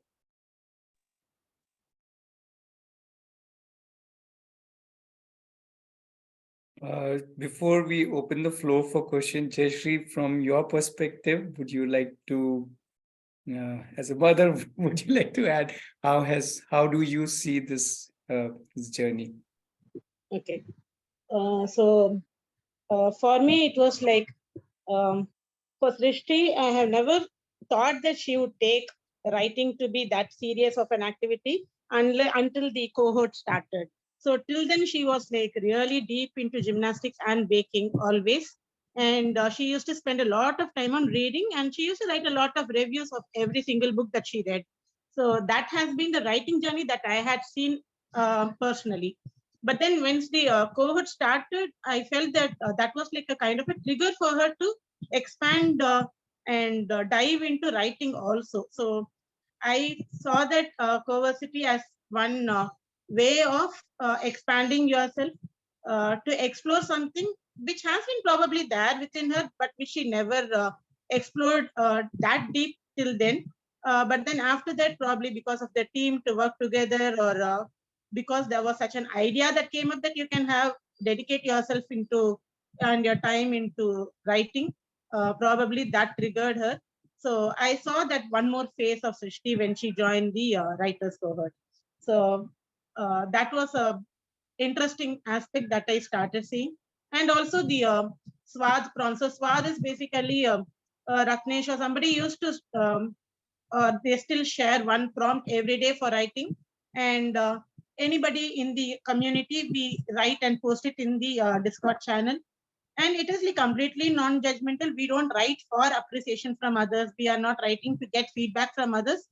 You just write for the joy of writing. So I saw that was there a lot in Srishti. So every day she would take up the Swat prompt and do it like, it is not like any kind of a homework or something, right? It is, you are doing it just out of joy and out of interest. So that is also one way I think has triggered her interest in writing. So Swad and the CoVersity together had added more fuel into the fire of writing that she might have had earlier as well. So that is what I wanted to add. Cool, thanks. So, yep, floor is open. If you want to ask Srishti or Jayashree anything more specific to CoVersity, this hour we are focusing on that. So, in terms of either their journey or any aspects of CoVersity, you can ask them. Yeah. Can I go ahead and ask? So Srishti, could you just broadly say how your typical day functions? How many hours in a day do you focus on this, or like how is a typical day, or does it, because writing is always about inspiration, right? Like, I mean, this is a typical idea that I have, that okay, when I feel like writing, then only I can write. I mean, writing as every day, is it, how do you need prompts? Do you have so many ideas? Do you dream about it? Do you first discuss with your friends and then you begin to write? Since it's such a very highly creative thing, right? And it's also a very emotionally driven activity. Whereas baking, I can understand, but writing is such a very involved activity. So I wanted to know your thoughts about it. Yeah. So for the past actually few months, I went on a road trip and then I had a few other projects to do. So my writing was temporarily on hold. But before that, my typical day would go like I would start off my work in the morning. I would make a plan, and then I would select the SWAT prompt for the day. I would write a bit about it. Sometimes I wrote a lot. Sometimes I couldn't write a lot because sometimes the words come, sometimes they don't. They just like stay stuck. So on those days, what I do is I go on the more technical aspect of writing. Like I said, I had a course going on, so I would watch some of the videos on that. So most of the time, it's not like you suddenly get. Hey Srishti, I think your voice is not very audible in between. Is it just me, or I don't know? Yeah, the voice dropped off a little. We are better now. Not really. Give me 1 minute. Yeah, it was fine, and then last couple of sentences just trailed off. It became low in volume. I think when you turn to your side, the volume drops off. Yes. Better now. Yeah. Okay, so yeah, till where did you guys know? You're talking about your typical day, like the prompt you were telling about the prompt. What's the prompt also, if you could just mention? Prompt is very varied. We actually had a database of prompts. There's more than, I think, 200 prompts right now. So yeah, I can't really say what the prompt is specific, but mostly it'll be like wildly imaginary. Sometimes it'll be like article writing. It's very varied. Yeah. So mostly I start off with prompt. Not very clear. Srishti, your audio is really low. Can you come over here? Yeah, I'll come there.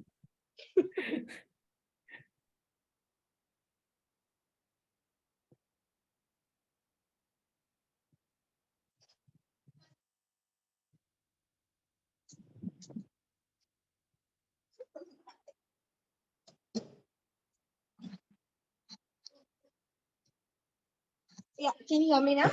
Sorry. Yeah, it's better. Yeah. So the prompts are highly varied. So sometimes it's like article writing. Sometimes it's like story writing. So yeah, there's a lot of variety in the prompt. So you can't specifically say, but most of the time, if I don't get inspiration for writing a prompt, what I do is I go into the more technical aspect of writing. So I had told about the writing course. I do that, or mostly when you write stories, you need more inspiration. For articles, you don't need that much. So I go research in articles, or I analyze books. I do the other aspects of writing which don't need inspiration. And then after writing, I typically do that for like 2 hours in the morning, and then I carry on with some of my other works like baking, for example. And then I have to go off to my gymnastics class, which lasts about till 5:30. Then after that, I do a little more of writing.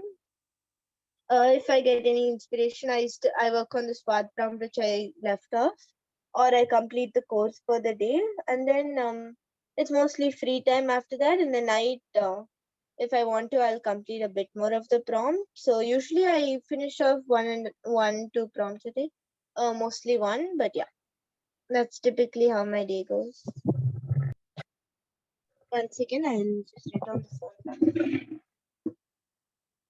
Thank you. Thank you.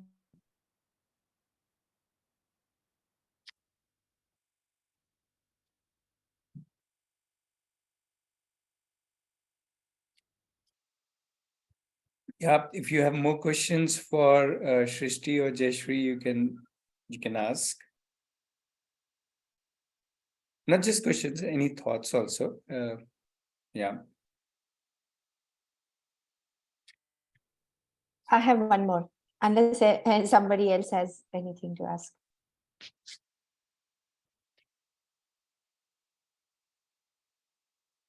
Okay. Srishti, do you ever get bored of doing this? Like, does it come to you that, oh, okay, this is what I was doing, and now I'm kind of bored with my writing. Maybe swimming was more interesting, something like that. I don't know. Like, does it come to you that something like that, or how do you find that determination? Oh, it's just today. Today's just a bad day. Let me just hang in there and keep writing. How do you find that motivation? Sometimes if a prompt is particularly frustrating, or if I don't get any inspiration for a couple of days, of course I'll feel like, why am I even doing this? It's such a waste of time. But I feel like what helps me is that sometimes I take a cold turkey break, like completely off for one day, if I feel like I'm getting frustrated with my writing. Because there's no use in doing it when you're frustrated. It doesn't help you in any way. So I take a break and then I come back the next day. Then I look at maybe if the SWAT prompt for the day is not enough, or if my own thoughts are not enough. There's so many resources everywhere. I look at the internet, maybe I reread my favorite book, and then I might get some inspiration for writing, and I start again. So yeah, taking a breaks when I get really frustrated is what helps me.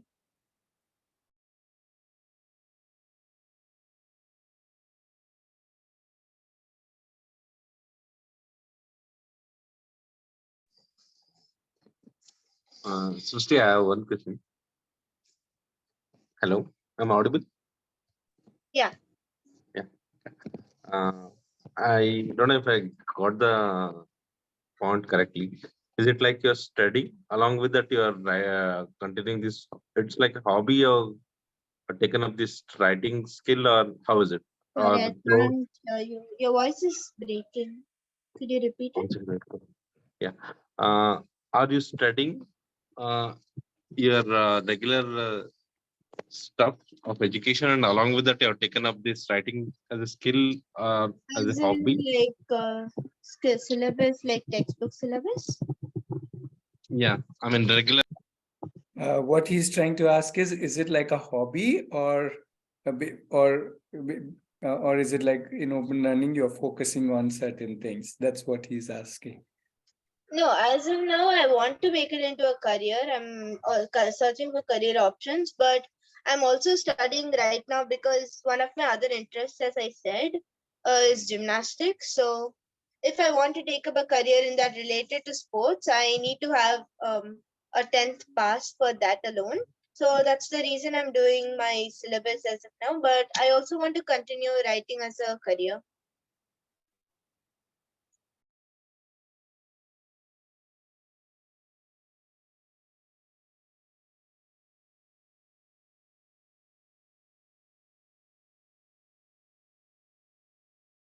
Okay, anybody else has more questions? Otherwise, what I can do is I would like to a little talk about CoVersity in general, take you maybe through about a 10-minute quick sharing on CoVersity, and then we can have a little more discussion about CoVersity. And in that, Srishti can share her experiences, and Srishti and Jayashree, and there are others who can also share their experience, if that is okay. But if you have a question to Srishti, you can ask later also or now also, either ways. I had one more. Looks like I'm the only one asking questions. I had one more question. Srishti, is there like a book club that you run? Something. So, okay, let me. So, is there like a book club that you run or anything where? So, I'm also. My name is Rajita, and I'm from Mumbai. Along with few other, like-minded people, we run an open learning center here in Mumbai. And there are quite a few kids who are interested in reading. So is this something that we can think about? Is something that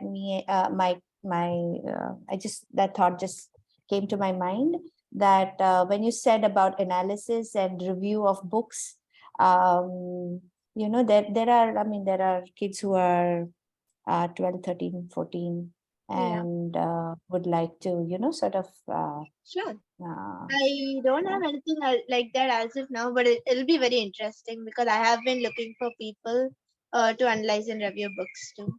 It'll be very interesting. Okay. So should I just leave my email address in the chat? Will you just contact me later? Okay. Sure. Thank you. Thank you. That's all from my side. Good. Good.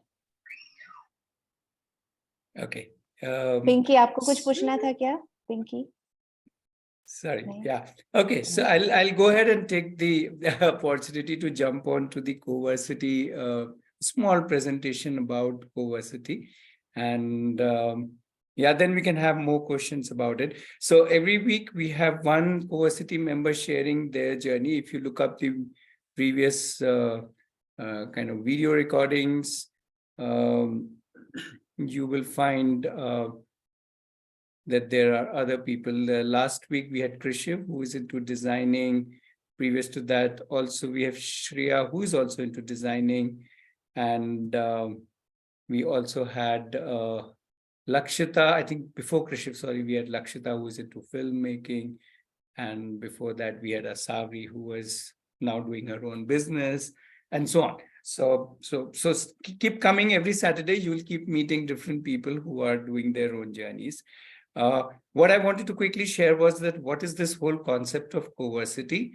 What I'm showing you is the CoVersity website. I'm using the website so that you also know this is available on the website and you can read in more detail. I will obviously not focus on the text. So the primary idea of the CoVersity is to start with that, hey, I can live out of my interest or interests if I have multiple interests and go deep into them. That's the primary idea. And how do I go deep into them? Because I design my whole learning around it. And how do I design my whole learning is with others. So the idea of CoVersity is a co-versity, which means we get into a cohort, we get into a group, and the group learns together, does together. The group is not just the group of the people of the same interest, also other people who are also on a similar journey, but maybe in another interest. So there is my cohort, like for Srishti, that would be the writers cohort, but she would also interact with other cohort members. Yeah. How does a typical journey go? Well, there are lots of things that they do. Some of the examples Srishti was giving, projects. They also do a lot of deliberate practice, is what we call it. They also do work outside for people and for companies or clients. They may even get paid for it, and so on. And yes, they create their own portfolio wealth, which becomes their main way of showing to the world that this is the work we have done. We call it work certification. What does CoVersity offer as a journey is that in some ways you create your own profession in the area that you are interested in. If you're not sure of which area you are interested in, you obviously find your areas by deep diving first in one interest and then in another interest, and finally realizing which one really fits into your We also say the important aspect is self-certification, which means my work certifies me. I don't really need the world to certify me. Yeah. And finally, there is always the community with me, which means there are guides, there are mentors, there are people who support me, and so on. So I'm not kind of alone in this journey. Obviously, the bigger fun comes from the cohort, because the cohort really supports my journey. So let me a little more talk about this whole thing about the cohort. So what really happens in a cohort is in this snapshot little visual that you can see. Obviously, the details are more on the website. Is that you get into interest-based cohorts, plus there are other cohorts similar to yours in different fields. And yeah, there's a lot of action that happens, a lot of different work that happen, each one decided by the cohort itself. So it's not that somebody else is telling you what you should do, but the cohort sits together, co-creates. Hey, we want to do a magazine like Srishti was talking about, we want to write a novel or whatever, or we want to do some work for some client, or maybe we want to earn money by doing something for the world and getting paid for it, and so on. And there are certain tools that we use, like the roadmaps. We create a lot of work patterns for ourselves. We do deliberate practice. We understand how the world works, our industry works, and so on. But the focus is not just professional. The focus is also very, very much about me and various aspects of me. So there's one part which is professional me, but we also focus a lot on how I understand my relationship with my friends, with my parents, with everybody. Also, how I understand my own emotions, my beliefs, my visions, my aspirations, and obviously the physical mean, which in Srishti case is not an issue. She's anyway a gymnast. So that's how all aspects of me I spend time on. So it's not just profession. There is no hurry to reach anywhere.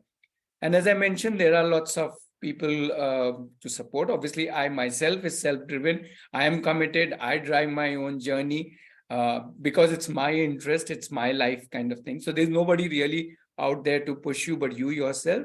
But then there is a cohort in which you live, and the cohort part is amazing because there's a lot of facilitation within the cohort, each member pushing, pulling, suggesting, helping, supporting each other. And finally, there are guides and mentors.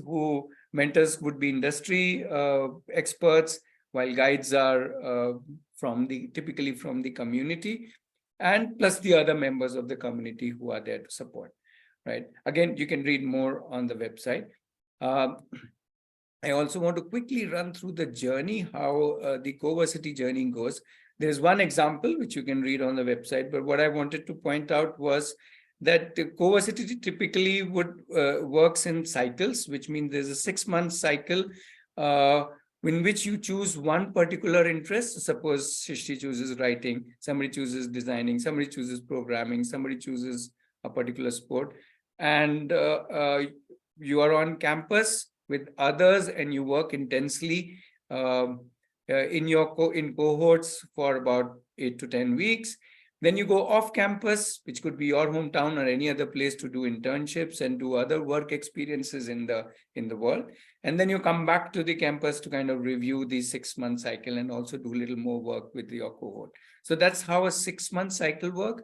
We say typically you are part of a CoVersity minimum for a year. Maximum, we have no idea. You can be there for 2 years, 3 years, 4 years, 5 years, 6 years, till you find value in whatever CoVersity is to offer you. So it's your journey. You decide how much you want to work. Just specifically mentioning, some people say, oh, but I don't know what is my interest. We say, great, that is amazing news, because that means you can start your journey by exploring one at a time and see which one really suits you. Because in fact, there's no hurry to know which is your one calling. No hurry. Explore different things. And as you explore different things, because you're exploring in depth, you get a lot of self-development, self-growth, not just of professional skills. Yes, you develop professional skills, which are mentioned. Some of them are mentioned here. But you also end up growing a lot of self skills. So the combination of professional and self skills get developed, which means that tomorrow, if I want to step into a new field, I can just go ahead and kind of smash it, as they call it, if I use their language. And obviously, there's a lot of self-development, my own leadership about myself, my relationships, my interdependence. In terms of outcomes, people doing CoVersity can end up being an entrepreneur or a freelancer, or look for employment in organizations, or just do it as a pursuit, not necessarily as a professional thing. Just for myself, I'm doing something deeply. So that option is obviously available. Yeah. So these are the kind of possibilities that are there. Again, you can read more about it. At the end, I just want to say that we believe that CoVersity is about deep flexibility to live out of your passion, because it is not bound by anybody. You are designing it, yet you are designing it with others. So there's a lot of leverage to that. It's also a lot about ownership. You bring your commitment, you bring your intensity. Like how I think Rajita was asking, do you feel bored? Yes, you will feel bored, and you will only push yourself as the primary, motivator of yourself. So that's the innovation, the intensity, and the commitment comes from self, because you are owning yourself in that sense. CoVersity is also about deep learning, and primarily happening because a lot of collaboration, a lot of teamwork, a lot of doing things together. And also whatever learning you are doing is experiential and contextual, as in you're doing it either, let's say, for the world, as in, or posting it for something, or doing it for a client, and so on. Finally, it's very rewarding because we think it's very efficient way to develop one's profession, because you are choosing to do what you want to do. So you develop into that profession quickly. And as I think somebody mentioned, you kind of work ready, you are ready for the world. You are able to develop yourself and be professionally trained in whatever time you want to do that. Yeah. So I think that's briefly. There is much more on the website. There is also a boot camp that we are organizing, which is a 1-week camp for people where they can experience this CoVersity style in. There's one week camp in March, one in April, and one in June, where you will enjoy working as a CoVersity for a week, or rather experience. We don't know whether you'll enjoy or not, but you will experience it. So this is obviously, all of this is for 14 to 21 years age group. Yeah, so that's CoVersity. I will share the website link also. Just wanted to show you that this is what we have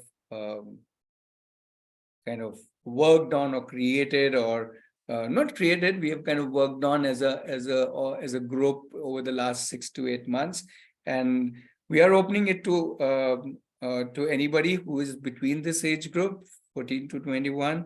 So if we need your support. If you know people, if you have children, you can pass it on to them.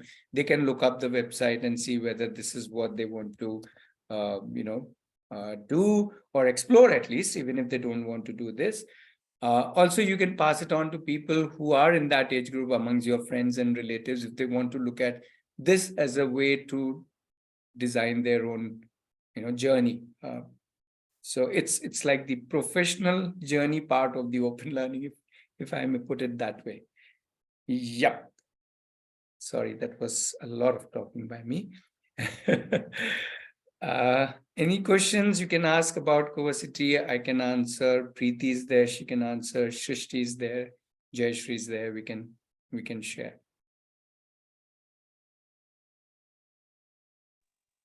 Sorry,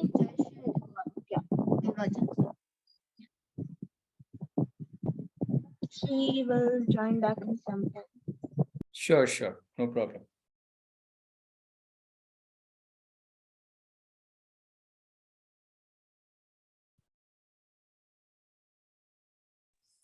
So hi Ratnesh, this is Lipsa here. Yeah. I'm joining this meeting for the first time, although I've been part of the group for some time now. So I just started following Aarohi recently.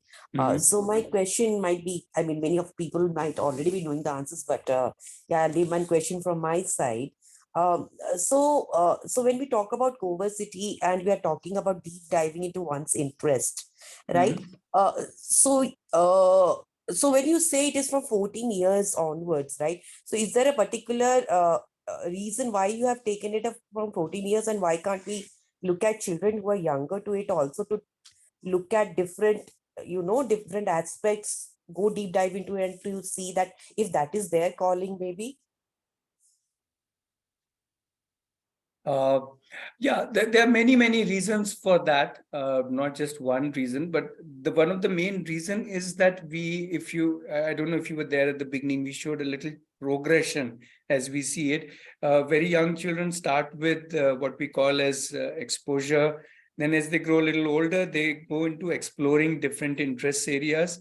And as they grow a little older, which is possibly the age of 14 to 21, around that time, they could be little earlier, little later, but mostly around that time, they want to go real deep into one area or one or two areas.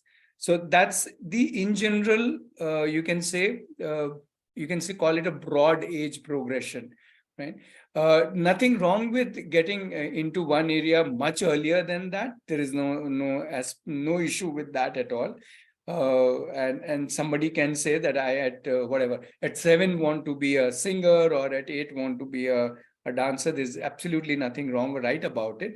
So in our ways, that age, deep diving can also happen. We felt that this is the kind of age group where we would like to start with, and then see how it evolves, where the younger children can get into. Also, please keep in mind, another reason is that they do a lot of industry work, as in they go out, they meet people, they do people. So it's not just, so now that aspect of traveling out, doing work, even earning, the design team has done multiple projects where they've earned out of those projects. So they have clients and all of that. So, all of that requires obviously going out. But certain fields, one can deep dive as early as whatever. And there's absolutely great that if somebody wants to do it at that age. So yeah, that's broadly where we have started. Whether we will stick with this age, whether it will change, evolve, we don't know. It's an evolving journey for us also. Okay.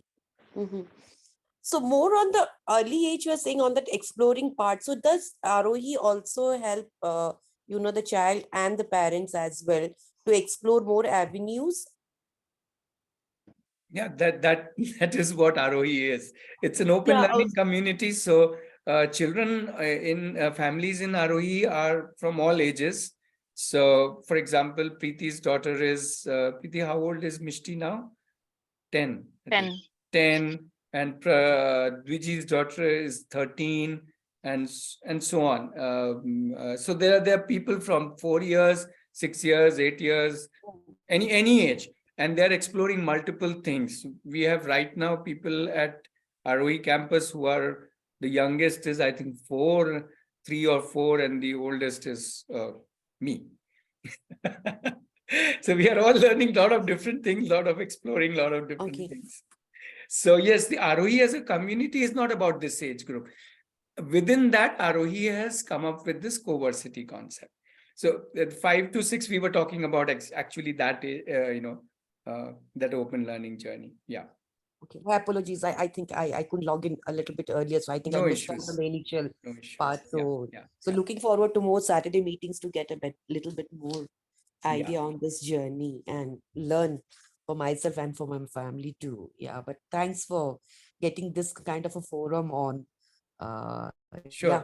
And we meet every Saturday, and more than 100 recordings are there on our website and YouTube. So you can look up every single Saturday. Last 3 years, we have been doing this. So yeah, lots. And any age, all ages. As I said, I'm also an open learner. So if I may be considered as as one child who is learning. Excuse me.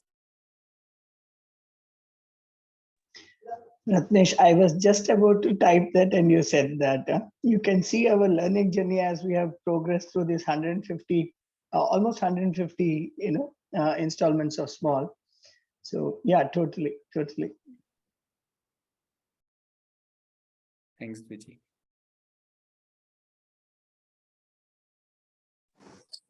Hi, Ratnesh. This is Sujaya. Yes, Vijay. Hi. Is this CoVersity? I missed the beginning, so I just wanted to clarify. Would CoVersity be based out of one city, which is Bangalore right now, or will it be in multiple cities where the kids are based? Okay, so here is our idea. Right now, it is this CoVersity is Aarohi's CoVersity, right? Our idea is that there should be CoVersities all across the country. It started by different people. So I'm hoping Rajita and Pinky will start a Mumbai CoVersity very soon. And I like your smiles now. Sadhana. So yes, Sadhana Sadhana CoVersity. So the idea is not that we need to do all these CoVersities. So Aarohi has started. Aarohi campus is located near Bangalore. It's in Tamil Nadu, but it's near Bangalore. So yes, our CoVersity effort will be focused on out of our campus because that's the physical space we have. But we are hoping more and more people will, in due course of time, more and more organizations or groups of people will start CoVersities anywhere and everywhere. Because all it needs is a space where people can come together and kind of jam together and create their own journeys together. So that's all it needs. It just needs a space and an initiative for the community to get together, the families to get together. But right now, yes, as Aarohi's CoVersities, it's only limited here. So we don't even want to hold on to the word CoVersity. We thought it's a nice word and everybody can use that as a generic term to spread this whole idea of charting and leading your own journey, own professional and own growth journey. So that's the thought, and that's the plan. Thank you. Thanks, Ratnesh.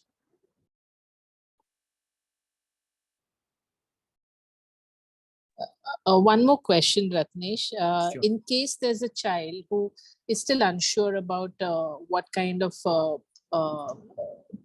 focus to look, I mean, any kind of line or a passion to be to finalize on. So can they keep on working with different streams till they figure it out? I mean, that could take a long time, etc. How does that whole process happen? If somebody is unsure and comes to CoVersity and says, I'm not sure what I'm interested in. Right. So this is the visual I had shared, which kind of sums up what you are talking about.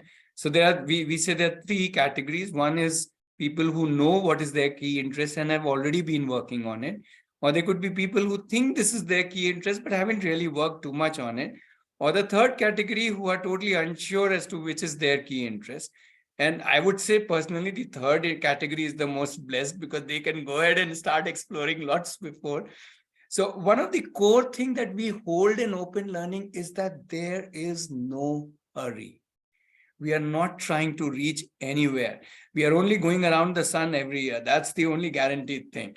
Everything else is life, right? So there's no hurry to reach anywhere. Please explore what you want to explore as much as you want to explore and see where you want to go. So the driver is the child, the journey is child's, the destinations are child's, so there is no hurry. What we have seen happens is when one invests in any one interest for a significant amount of time deeply, especially with a cohort, then one develops oneself so much that one is ready to just snap and now get into any other field, whichever one decides. So I'll give you another example, whom you will meet in due course in one of the Saturdays. His name is Advik. He has done into finance. Okay. Although he did it all by himself, not as a cohort, but he got into stock market at the age of 13 and now he's 15. So he spent about 2 years in stock market and now he's saying Tata bye-bye to stock market because he wants to explore other things. But in 2 years, he has become literally a stockbroker. Now, if one can develop that kind of a depth in 2 years, now he's ready for any other field, which is why it doesn't matter that he's saying bye-bye to finance after 2 years. You would say, man, he's the next financial, whatever, what is it called? Bull in the market.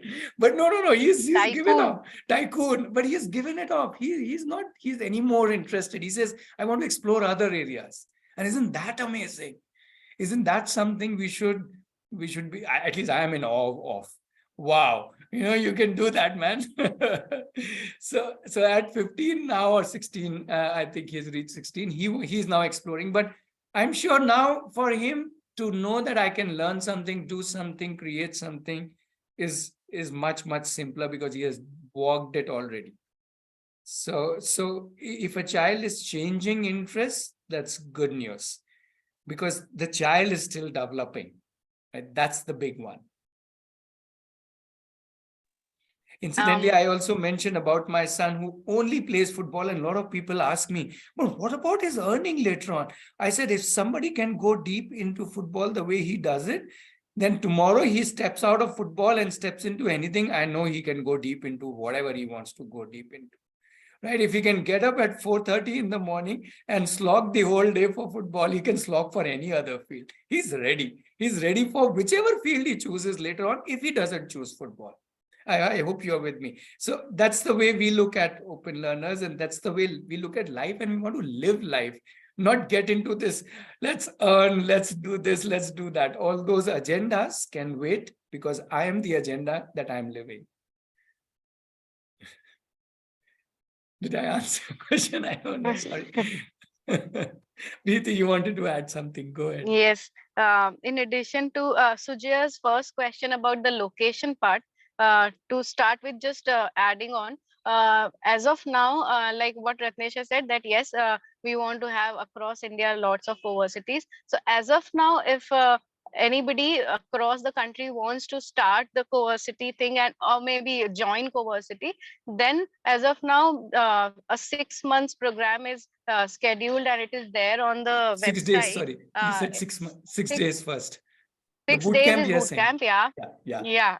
And then 6 months ka cycle that we talk about, the journey of a member, CoVersity member. So you can check the website. There is a 6 months ka cycle and then another 6 month cycle. So how it happens is there on the website. You can check that and come to know about the location part to start with. Maybe later when we have more CoVersities across the country, then anywhere anybody can do it. Yeah, and ours is a stay campus, as in people who will join the CoVersity will stay for about 3 months here, then go back and do an internship for 1 to 2 months, and then come back again for 1 month. So that's a 6-month cycle, and they will minimum do 2 cycles. And as I said, there is no maximum, they can keep doing it. So it's a residential space. We all live together and do a lot of intense work apart from a lot of fun, the way Srishti was mentioning. Yeah, thanks for telling me this. Actually, I'll go to the website and take a look at and read about the 6 months program. It may help me evaluate. It's not a 6 months program. I'm just clarifying. It's a 6 month cycle. 6 month cycle. Minimum is 1 year, and there is no maximum. You can keep on doing those 6 month cycles literally endlessly till you want to, and you can do it in the same cohort or keep changing it. But minimum is 1 year. We think that at least two cycles one should experience, then only one has really invested oneself into this whole concept. Yeah, thank you. Thanks. Yeah, Sunil. Yeah. Hello, sir. Sir, as per the conversation what I had through WhatsApp, I was told that if somebody needs to visit the campus Aarohi, it's only on Thursdays. So is it still the same, or yes, it is still the same. Absolutely. Just go to the website, both for day visit and stay visit. All the details are there. Yeah, website is totally up to date in that sense. Okay.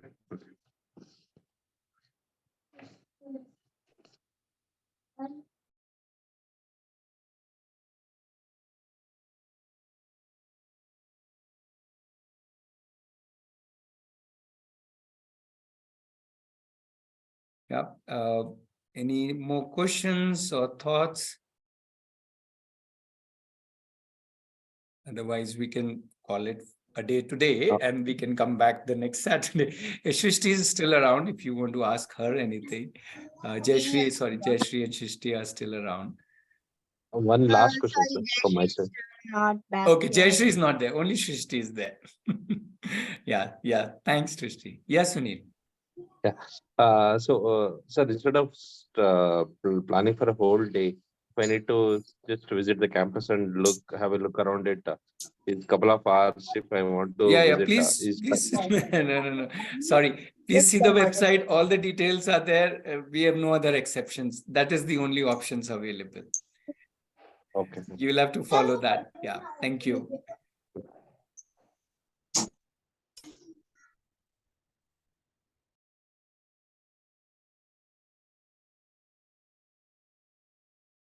Okay, so we are almost at 7. So let's pause this for today. And so we'll be back again 5 to 6 next Saturday discussing open learning. So people who wanted to discuss more about open learning, most welcome next Saturday at 5 o'clock. We'll have another guest in CoVersity at 6 o'clock. So again, if you want to explore and meet more CoVersity members as well as talk about CoVersity, we'll be there at 6. We are also adding one more CoVersity discussion session. So there is a WhatsApp group. You can join that WhatsApp group, and we'll be having one more meetup on CoVersity for people who are really serious about CoVersity on Thursdays, 7 to 8. So if anybody is interested, connect with us. The link will be the same as this one, but this will be Thursday, 7 to 8. And that will be totally, there won't be any guest in that, but that will be totally focused on finer details of CoVersity after you have gone through the website. Yeah. Pranav, you wanted to say something. Sorry, In fact, I had a question for Srishti. Is there a time to ask? You have 2 minutes, Srishti. Can Pranav Srishti, uncle can ask I you a ask you a question? Yeah. So, Srishti, in this cohort of CoVersity that you are into, I just want to know what is the attitude as Sorry, a there's group? a lot of backdrop noise. I can't really hear I what. will join. The thing is, in this CoVersity, when you all are together, or when you are together, what kind of feeling was it? Was it more of a competitive, or was it more of collaborative? As in, like in current times, we see more of, one against another, or I have to be the number one. So how is it different from Are you saying like that? inside the writing cohort or like Inside the all the CoVersity, cohorts together? yeah. As a No, cohort there as a was group, yeah. there was absolutely no feeling of competition. I mean, like we both had different.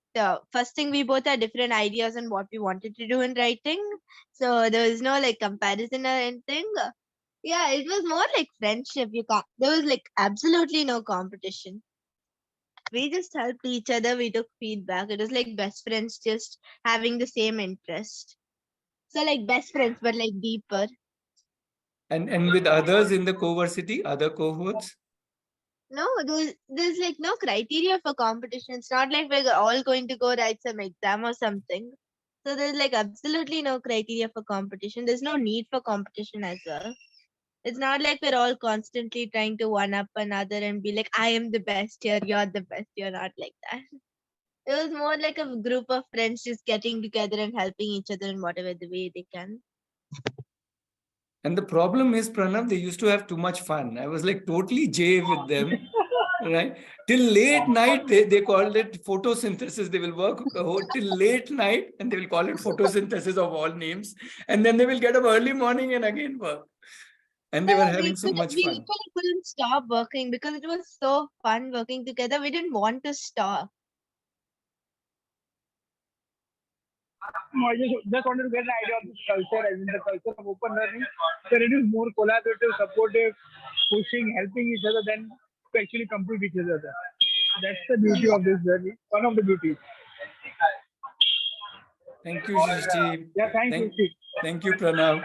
And thank you, everybody, signing out for today. And we'll be back next Saturday. Any questions, please ping us on WhatsApp or phone numbers. Thank you. Bye-bye. Have a great weekend. Thank you. Bye-bye. Thank you. Bye. Bye.